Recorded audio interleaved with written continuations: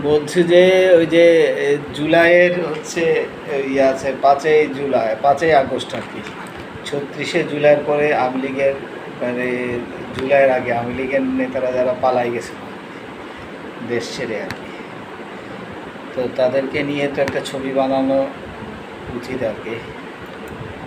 মানে ছবির নাম হচ্ছে আমরা পালাবো না কিন্তু পালাই গেছি। তো হচ্ছে বড় বড় নেতারা চলে গেছে, তাদের কিছু অনুসারী রেখে গেছে আর কি। তো এরা হচ্ছে বিএনপির ঘাড়ে বসে, এদের তো এখন ইনকাম নাই, এরা হচ্ছে বিএনপির ঘাড়ে বসে এরা চাঁদাবাজি করতেছে।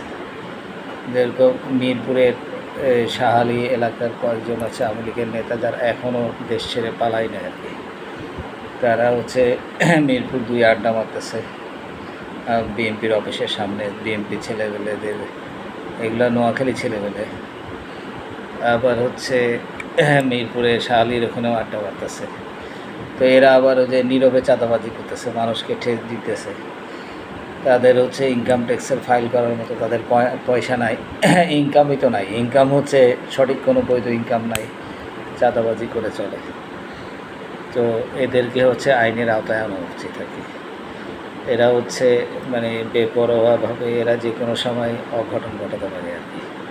তো এরা তো হচ্ছে উন্মাদ হয়েছে, এদেরকে যদি আইনের আওতায় আনা হয়, যেসব আওয়ামী লীগের নেতারা হচ্ছে এদিক সেদিক ঘোরাঘুরি করতেছে, যারা হচ্ছে মানে লুকায় বেড়াইতেছে কিন্তু চাঁদাবাজি করতেছে, তাদেরকে আইনের আওতায় আনা উচিত। তো মিরপুরের 1, 2 তারপর শাহালি এলাকার, তারপর 10 নম্বরে আওয়ামী লীগ নেতাদের প্রতি একটু দৃষ্টি দেওয়া উচিত, নাহলে এরা যে কোনো সময়